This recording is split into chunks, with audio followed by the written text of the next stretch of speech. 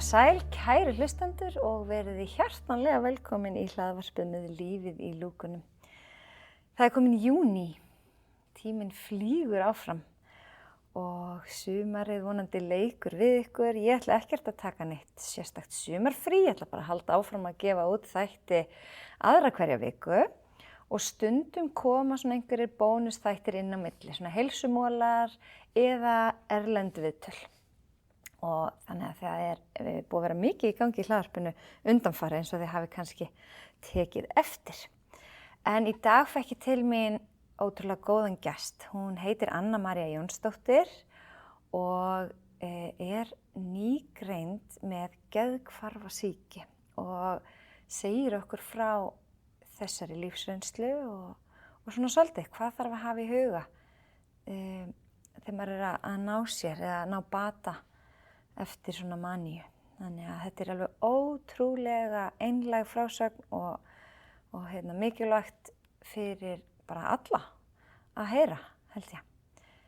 Og áður en við dembum okkur í viðtalið þá langar mig alveg sjálfsögðu að þakka samstarfsaðilunum mínum. Og fyrst ætla ég að nefna Spíruna af því að ég hef svo oft rekist á Önnu Maríu þar einmitt og ég veit að hún elskar Spíruna. Síðan það Þín fegurð snyrtistofa og sem á annarri hæð í firðinum í hjarta Hafnarfjarðar. Svo það Virkja sem markþjálfarskóli og ég veit að þeir eru að byrja með nýtt nám í haust, þannig að kíkið á virkja.is. Og svo það Heilsuhillan og heilsuvöru mánaðarins að þessu sinni eru Femarel. Og Femarel eru vörur fyrir konur á besta aldri. Þær geta létt til við einkenni breytingaskeiðs og líka til vörur frá Femarel sem eru fyrir konur eftir að breytingaskeiði líkur þegar maður komin í tíðahvörf. Og ég hveti ykkur bara til þess að kíkja á velvera.is. Þar hægt að finna núna upplýsingar allar þessar frábæru vörur. En þá ætlum við bara að hoppa yfir í viðtalið við hana Önnu. Gjörið svo vel.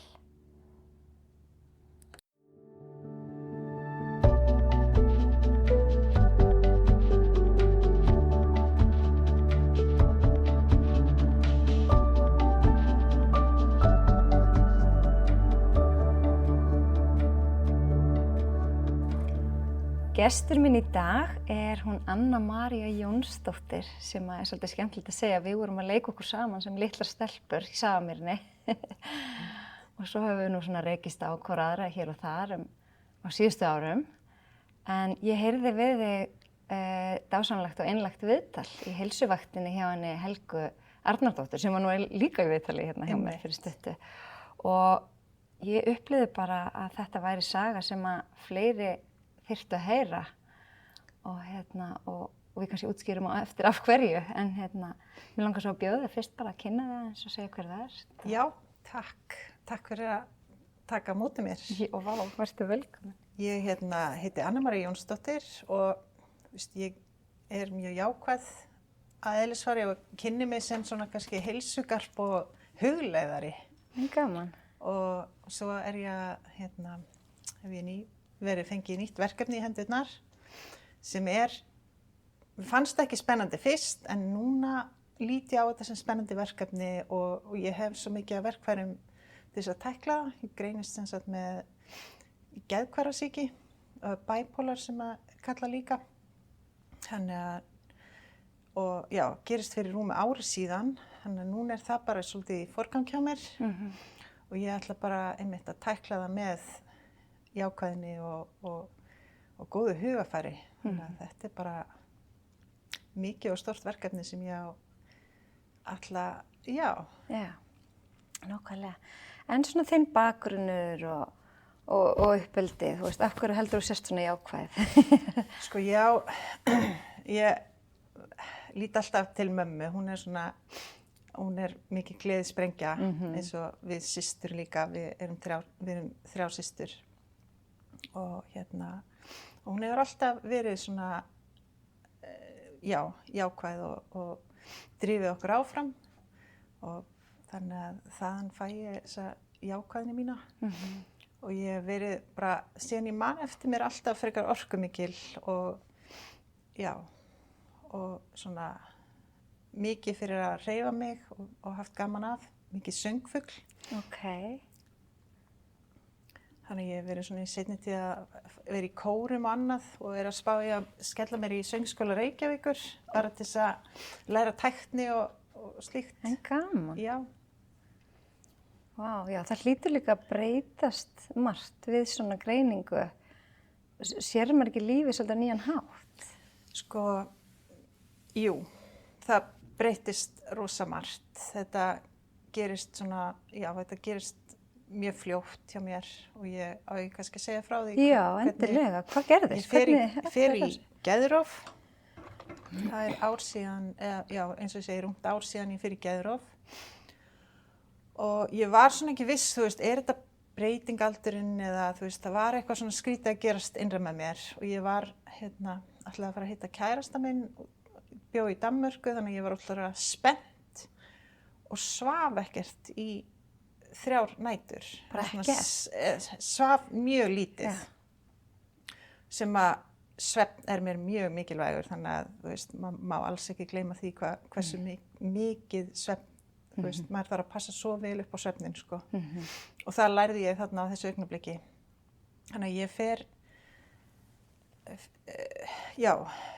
fer heim til vinkonu minnar og ég segi við hana svona, heyrðu, að kvöldi til og ég segi, heyrðu, það er verið að elta mig.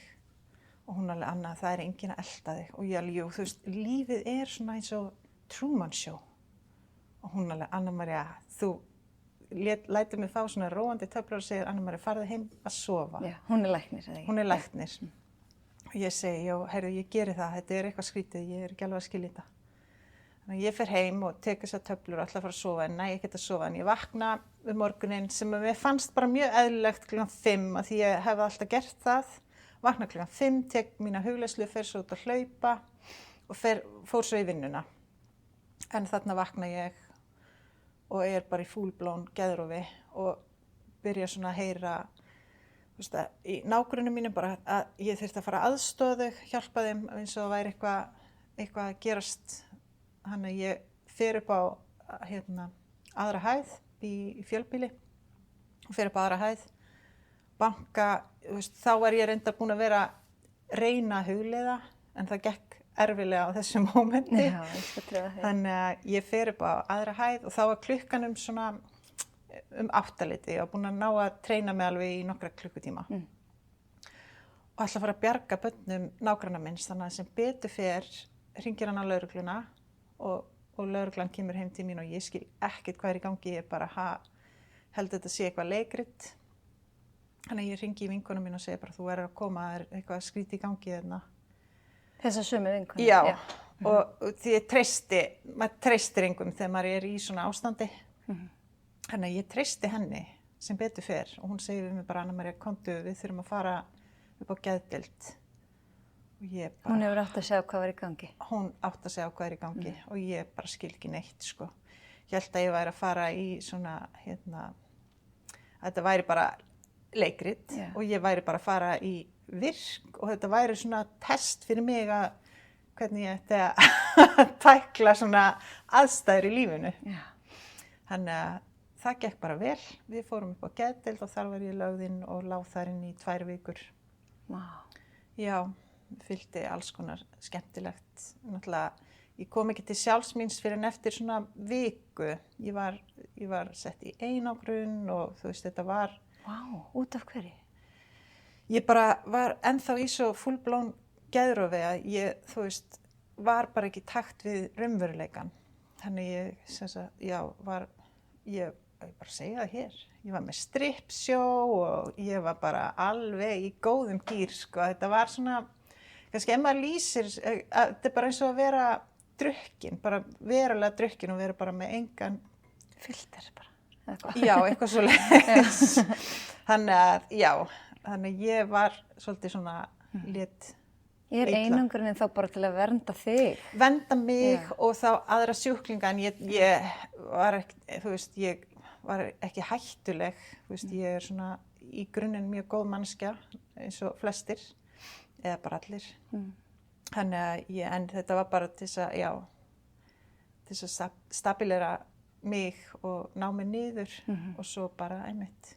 Svo ég farin niður deild og þar leið mér bara mjög vel og það var hugsað ofsalega vel okkur, góð matur að mér fannst. Ok, það nú gott að heyra. Já, og þar þú veist, íþróttasalur og fundurherbyggi og annað þannig að maður hafði, þú veist, ég gat bardusað eitthvað á meðan ég var inn á geðdeild. Og mikill tími til að hugleiða, ég veit þú elskar Já, það. ég hélt alltaf rútínu sem var svolítið merkilegt. Í þessar 2 vikur þá bara vaknaði ég var með dagbókina mína með mér og hugleiðslan. Alltaf á hverju morgni, þannig að þá var ég með svona lita hugleiðslu sem að hjálpaði mér náttúrulega í gegnum þetta, þú veist, að leiða hugan á réttan stað og róa sig niður, bara fá taugakerfið niður. Þannig að hugleiðslan hefur alltaf verið svolítið svona, já. Bjargvættur kannski. Heldur betur. Já.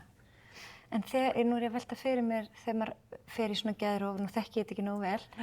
Og veist, hvernig þarf alltaf lyf til þess að ná viðkomandi úr geðrofi eða getur maður farið sjálfur úr því á einhverjum tíma? Eða? Sko, ég þekki það ekki alveg nógu vel. Ég er ekki búin að kynna mér það nógu vel að því ég er svo nýgreind. En ég reikna með því að það þurfi lyf til þess að komast úr geðrofi. Allavega til þess að ná sem fyrst úr geðrofinu.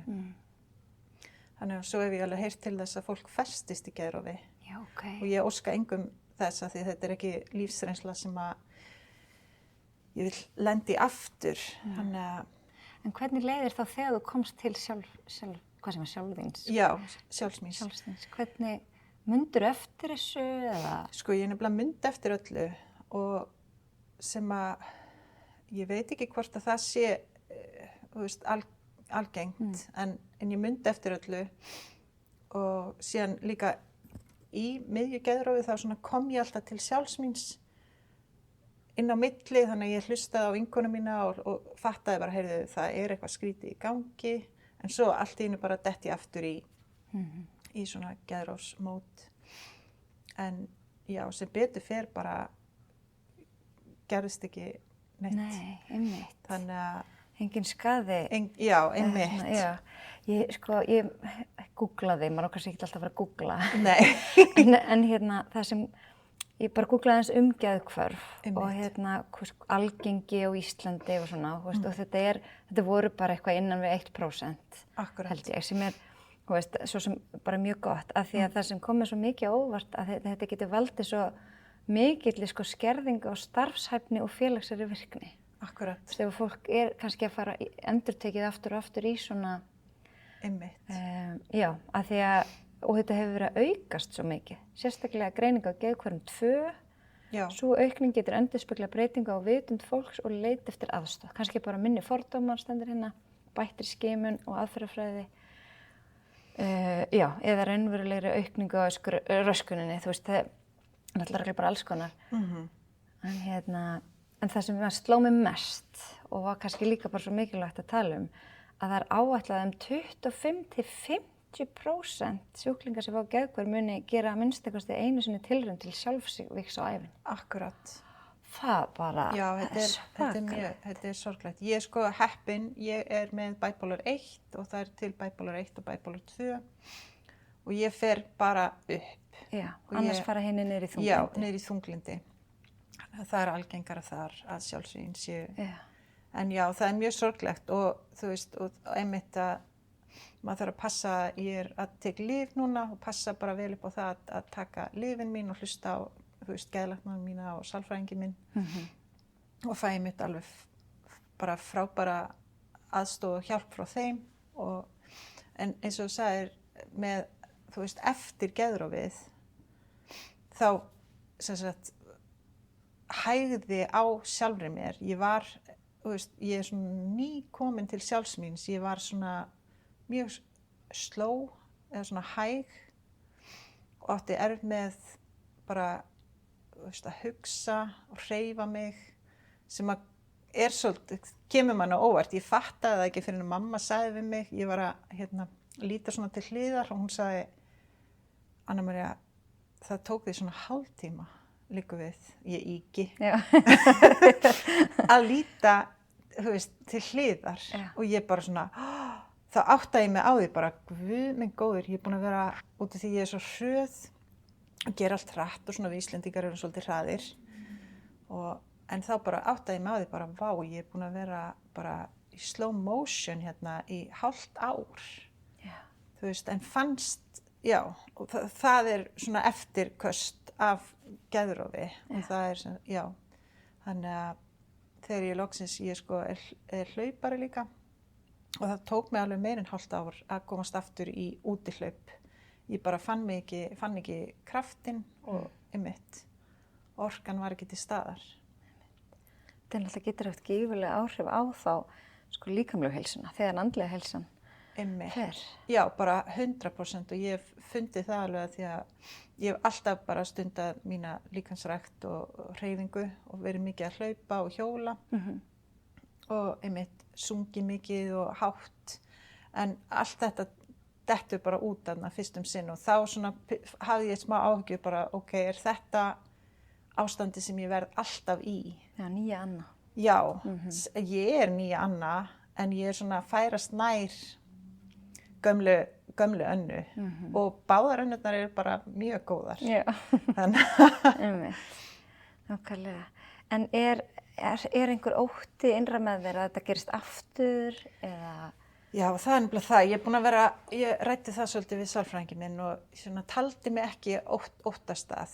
En svo náttúrulega þetta gerist út af því ég er svo spennt og svo fattaði ég allt einn svona, heyrðu, ég er ekki búin að leyfa mér í ár að vera spennt fyrir neinu. Þannig að egóið mitt sagði, nei, ég er ekki hrædd, þú veist, ef þetta gerist, þá bara gerist þetta og það er allt í lagi sem það er, ef það gerist, ég get ekki stjórnað því. En svona innst inni þá var ég svona að passa mig, að vera ekki svona of spennt. Og þegar ég fattaði það, var ég alveg svona, ok, nú, ég er greinilega hrædd. En ég er að leyfa mér, ég er að fara til Spánar í næstu viku og ég er mjög spennt og það gerist ekki neitt. Þú veist, þannig að, þú veist, og ég sef bara mjög vel. Og líka þar bara fókusera á það, að passa svefnin alveg fáránlega vel. Já, einmitt. Ég man, þú sagðir í viðtalinu, þú hefði þurft bara 12 tíma svefn. Já, fyrst sinn. Þá ég hef aldrei sofið svona mikið. Eftir geðrofið. Eftir geðrofið. Þá bara, einmitt, orkan og krafturinn í líkamanum var engin. Þannig að ég svaf alveg 12 til 13 tíma og var samt þreytt þegar ég vaknaði sem að, þú veist, þetta er bara svo mikið álag á heilan náttúrulega og starfsemina. Og þetta var í svolítið langan tíma, eða ekki? Sem þú þurfti svona mikið svefn? Þetta var alveg, allir þetta hafi ekki verið í svona hálft ár sem að, einmitt hugsa. Þetta bara tekur alveg óran tíma og ég var svona svolítið óþolinmóð og alltaf að spyrja, þú veist, hvað get ég gert og svona, en það er basically bara þarft að hvíla þig og ná þig tilbaka. Hvað tekur við eftir svona? Þú veist, hvernig grípur heilbrigðiskerfið mann? Sko, ég er í endurhæfingu hjá Klepp og fæ sálfræðitíma og aðgengi að geðlækni og svo í kjölfarið að því ég sem sagt baði að hjálpa að því ég hef ekki verið á vinnumarkaði núna í rúmt ár. Þannig að ég baði að aðstoða mig bara að fara í virk og það var ekkert mál, þannig að núna er ég bara á bið hjá þeim. En ég er náttúrulega bara að tala út frá persónulegri reynslu, ég hef ekki alveg nógu mikla þekkingu á því. Nei. En maður færist síðan bara yfir til heimilislæknis varðandi lyf, þannig að það er alltaf aðstoð og maður á ekki að þurfa að hafa áhyggjur af þessu, sem er náttúrulega ekki gott fyrir einstaklingar sem er að díla við geðhvörf. Nei. Og þetta hljóma líka bara eins og full vinna að ná sér aftur. Já, það er það.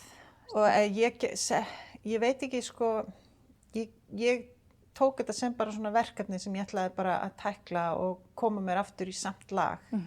Þannig að, en fyrir mér er það alveg full vinna að þú veist, ég lít alveg á mig sem, það er kannski skrítið að segja það, sem heilbrigðan einstakling. Og svo er ég með geðhvörf. Þannig að, en ég líka hugsa vel um sjálfa mig, alveg bara.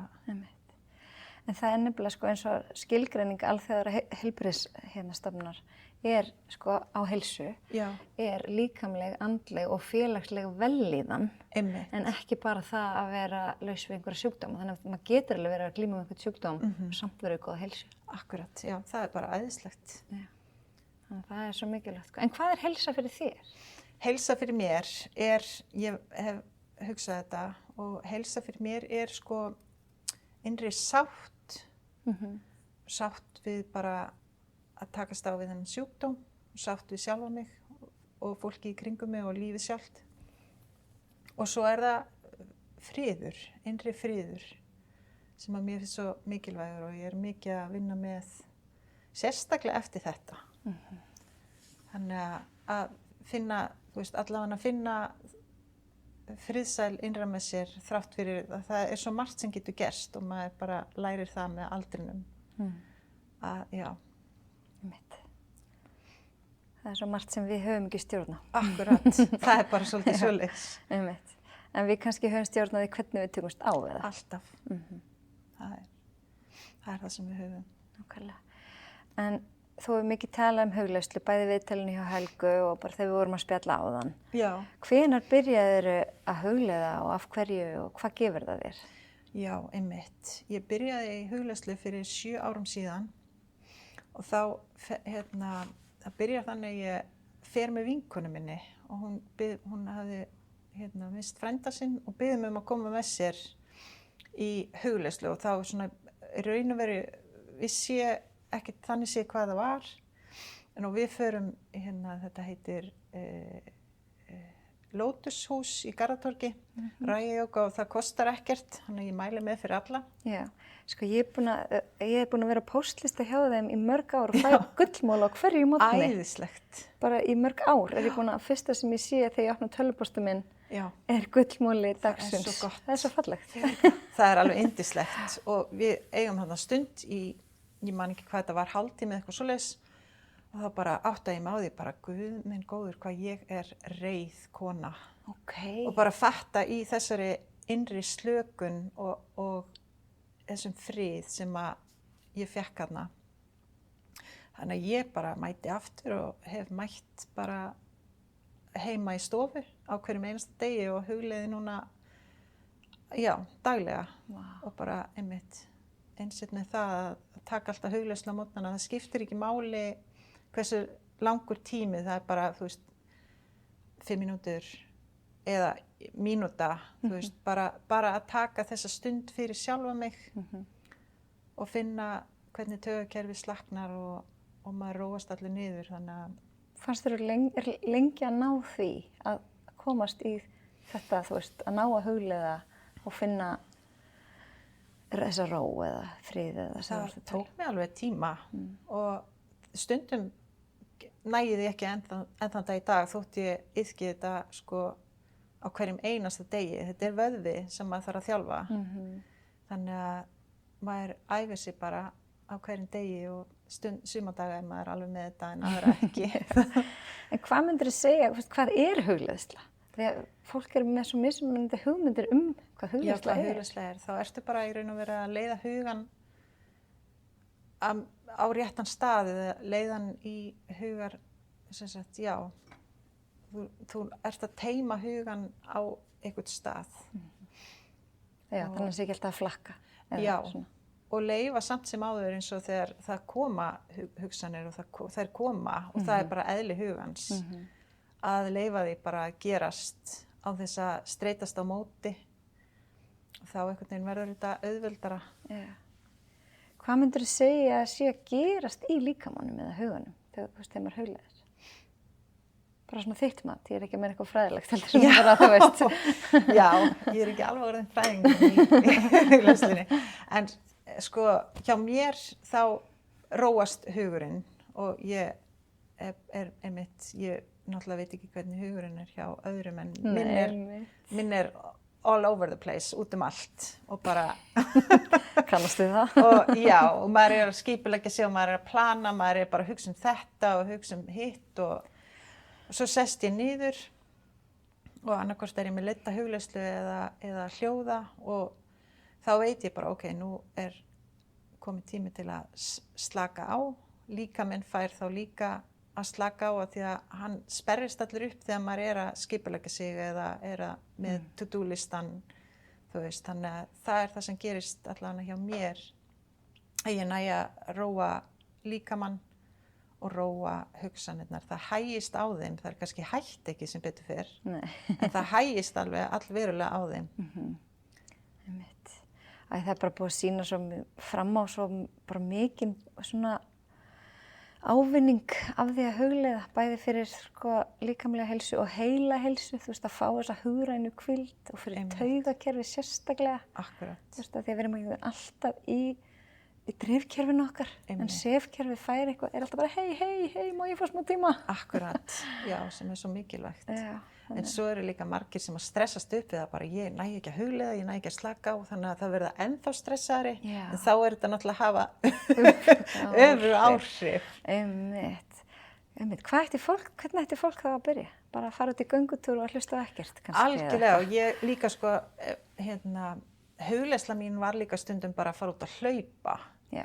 Þá einbeitti ég mér að því að vera í hlaupinu og þá stoppaði hausinn og þá hugsaði ég, vá hvað þetta var góð hugleiðsla.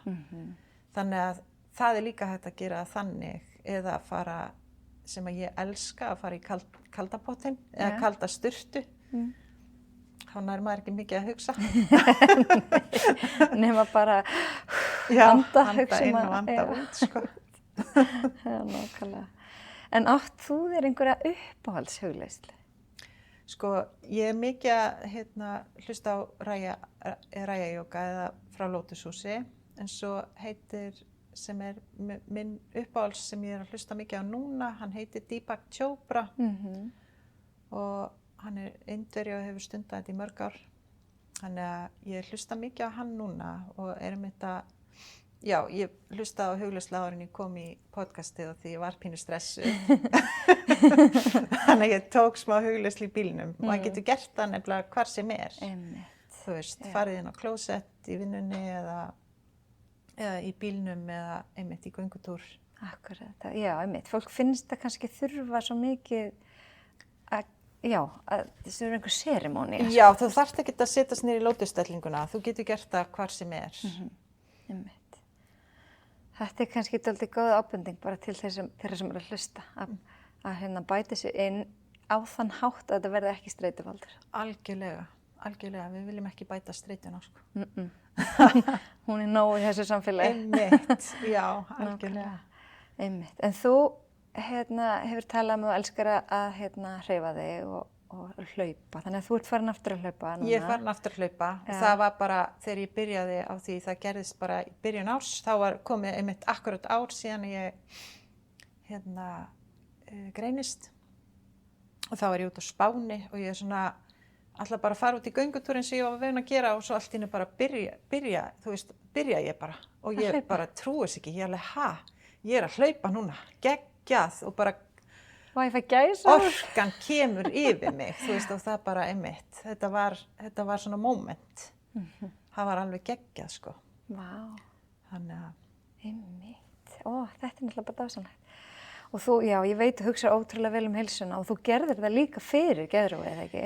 Já, ég lít á mig sem minn besta vin, sem ótrúlega gott að gera, af því að þú kemur svo vel fram við bestu viniðina og þú sýnir þeim umhyggju og já. Það fallegt. Já, þannig að ég horfi á sjálfa mig og hef gert því svolítinn tíma bara sem besti vinur og hvað get ég gert til að láta mér líða vel í dag. Þannig að þá það bara hreyfing og náttúrulega gott mataræði. Ég hef séð eitthvað sér stundum á Spírunni. Já, akkurat. Ég elska Spírunni, ég að mynda að fara þangað eftir. Já, geggjað. Eftir þáttinn. Þannig að, já, og svefnin náttúrulega bara númer 1, 2 og 3 núna, þannig að. Ertu að fara að sofa þá klukkan 10 eða? Heyrðu, ég eins og litlu börnin eiginlega bara. Ég stundu sofnu klukkan 9, en ég vakna.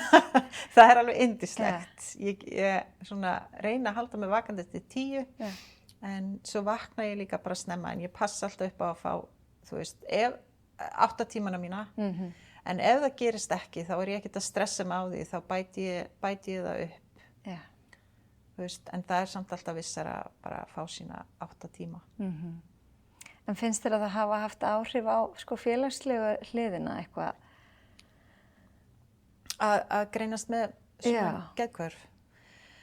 Sko, nei, ég á ofsalega góða vini og ég er meira búin að kynnast sem sagt 9 vinkonum að því ég fer svo mikið í sund, þannig að það er svona, ég mæli með að fara í sund, þar kynnist maður fólki á hvaða aldri sem er. Það er svo áhugavert, ég og maður er nú rosalega duglega að fara í Kópavogslaug í heita pottinu og einbaðið og það er alltaf sama fólkið hann. Já. Þetta er svo merkilegt. Þetta er svo skemmtilegt. Sko.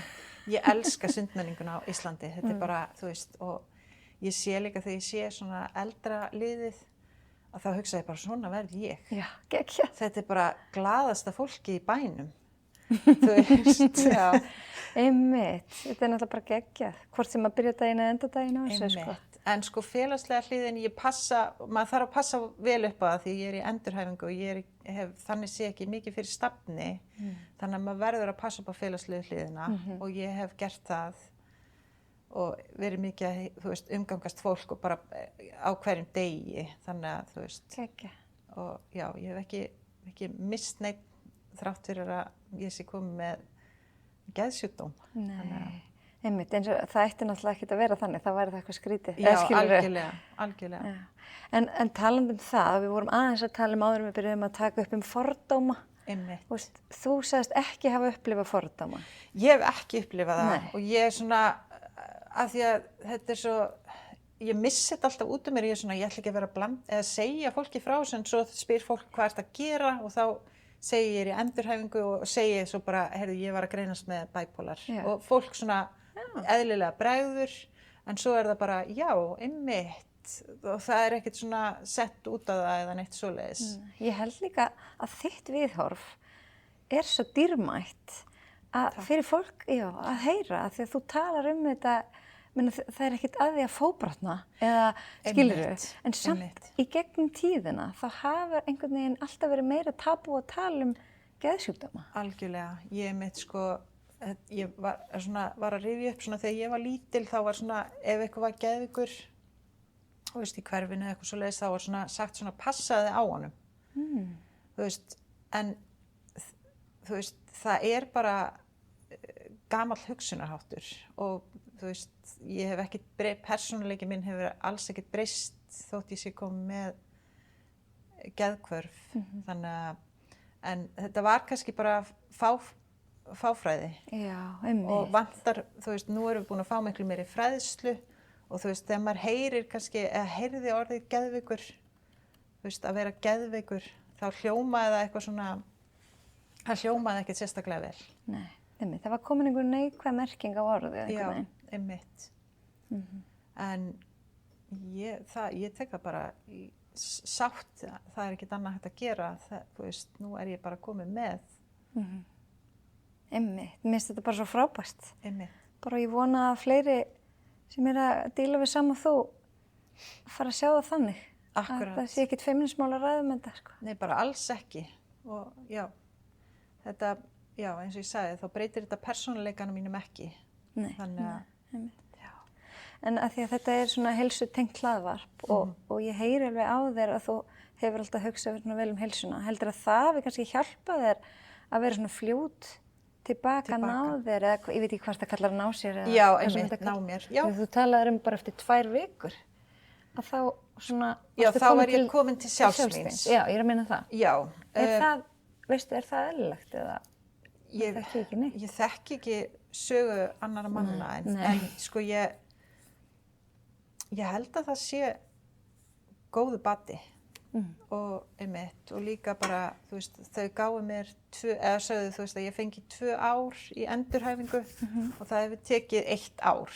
Þannig að, þú veist, já. Þú veist náttúrulega bara að leggja inn í heilsubankana en algjörlega. Á hverjum einasta degi. Og ég er bara ótrúlega heppin að hafa tilengað mér svona góðan lífstíl. Þú veist, það er ekkert, og það er líka alveg búið að vera að vinna.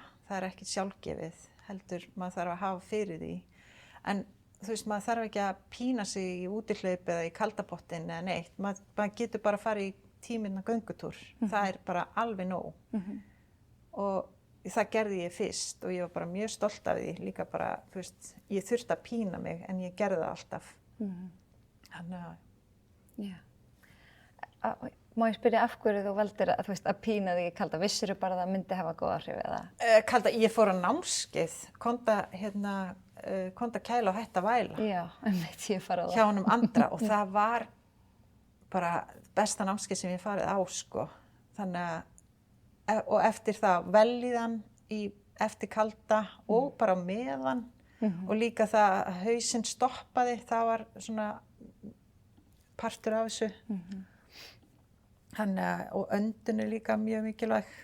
Já, algjörlega. Það kannski líka það sem gerist pínu í hugleiðslunni, að þú hægir á andardrættinum og fer kannski anda dýpra. Einmitt. Eða ég svona, allavega þegar ég hef verið að hugleiða, þá er öndun oft svo tengd því. Akkurat. Þannig svona mitt álit. Nákvæmlega. En er einhver svona ráðleggingar sem að þú myndir vilja segja til hlustenda í lokin? Er eitthvað sem að heilsuráð Önnu Maríu? Heilsuráð Önnu, heilsugúrúin mikli. Já. Já, bara hlusta á sjálfan sig og bara einmitt að ef það er eitthvað þá, þú veist, tala við vini eða fara til læknis og að því að heilsan er svo mikilvæg. Við basically, já, ég heyrði eitt segja í Sundi að heilsan væri hið sanna ríkidæmi. Þannig að ég var svo hjartanlega sammála honum og ég, þú veist, við verðum að hugsa vel um okkur. Þannig að það er svona, já. Einmitt. En kannski eitt sem er dettur í hug að þegar þú hugsar tilbaka, kannski rétt áður en að þú fórst í fyrsta geðrofið, þannig að eru einhver merki sem þú hefðir, ef þú hefðir sem sagt þekkt þetta eða þú hefðir geta áttað á fyrir hvað var að gerast? Er það svolítið svoleiðis að ef þetta myndi gerast aftur þá myndir þú kveikja miklu fyrr á perunni? Jú, sko, ég hef alltaf farið svolítið svona að það sveiflast allir, það fara allir upp og niður, þú veist, eru þreyttir og eru með meiri orku, en ég fekk svona, ég var með rosalega mikla orku. Og mér fannst það bara alltaf eðlilegt út því ég náttúrulega þekkti ekki annað. En þarna mitt áður en að ég fer í geðrofið að þá var ég með alveg superpower orku. Þannig að ég, þú veist, ég hefði kannski ekki átt að kveikja á perunni, mér datt það ekki í hug.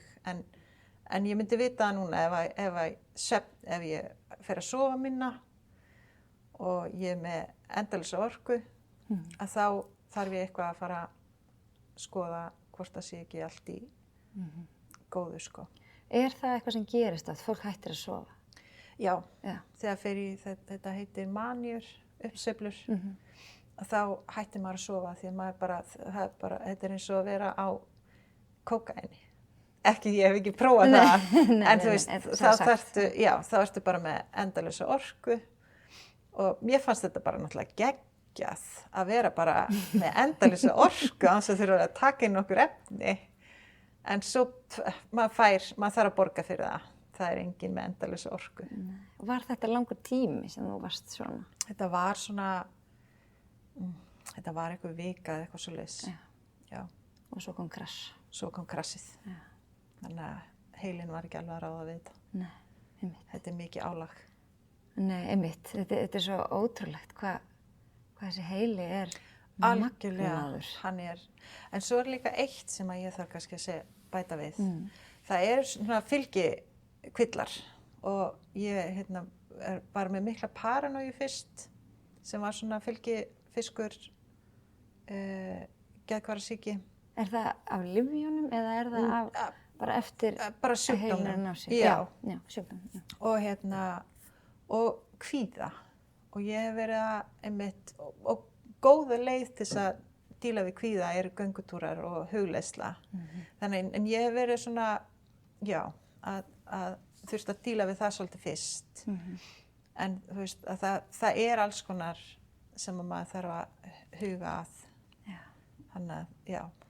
Einmitt. Ég held að sé bara svo ótrúlega mikilvægt að við hugsum heilsun okkar sama hvað, af því við vitum aldrei hvað gerist í Akkurat. framtíðinni.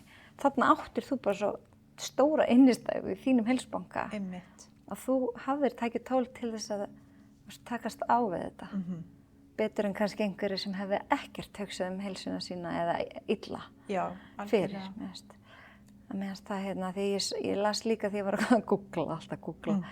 Ætlum þetta fara ekki bráðum að kalla þetta eitthvað annað. Ég nota ekki gervigreindin allan. Nei, ég er ekki byrjað á henni heldur. Nei, já, ég nota hana stundum en það var eitthvað að vera að tala að það er mjög oft sem þetta greinist sko snemma á ævinni, early onset, þú veist, það var 18-21 árs. Já. Og svo einstakling sem greinast seinna eins og þú, að það verða yfirleitt ekki eins alvarleg einkenni, geðrófseiginleikar og okkur svona Já. hjá þeim. Þannig að kannski ef að maður hugsa vel sig og frestar þessu, það er bara það sem ég var að meina, Já, einmitt. að þá kannski, Einmitt. en veit það ekki. Já, ég var líka bara fegin að ég drekk ekki áfengi. Einmitt, já. Það hjálpa mér alveg ofsalega mikið. Þannig að ég var einmitt að hugsa daginn bara hvað ég væri fegin að ég hef ekki greinst þegar ég var 20, þegar ég var á full blast jamminu. Já, einmitt. Er alltaf einhver trigger að svona? Það eru triggerar. Alltaf, já. Já, náttúrulega eiturlyf og áfengi. Þannig að bara heppin að vera með góðan lífstíl. Já, þú valdir hann, þannig að kannski ég heppni. Já, eða Heilsa það, er ekki ég valdi heppni. hann, það er alveg rétt. Það er alveg Þú rétt. valdir hann, sko. Einmitt. En bara takk, elsku Anna María, fyrir að deila sögunni þinni. Já, Ég bara. kann svo mikið að meta það og ég veit að hlustendur kunna meta líka og bara líka til að minnka fordóma. Algjörlega, við þurfum þá ekki.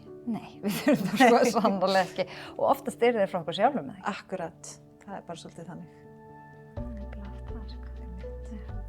En ég er með örlítinn pakka frá heilsuheitunni handa þér. Já, æðislegt. Takk kærlega fyrir og bara takk fyrir að taka á móti mér. Ég er að segja að það er sko mínir ánægð. Já, það er gaman að deila sögu sinni. Já, en við sjáumst einhvern tímann á Spírunni. Ég gerum kemst ekki eftir, tjók.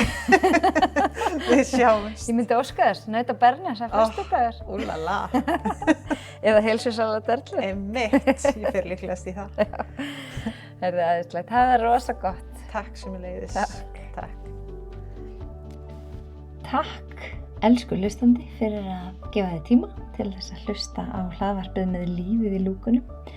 Ef þér líkaði þessi þáttur eða einhverja mínum þáttum mjög vel, þá máttu endilega deila með þeim sem að geti haft gagn og gaman að. Og ef þú ert á Spotify eða Apple að hlusta, þá er náttúrulega geggjað, þú myndir fylgja hlaðvarpinu þar og jafnvel gefa því einhvern. Það er þetta að gefa þeim alltaf 5 stjörnur og það gerir hlaðvarpið sýnilegra þannig að fleiri frétti af því.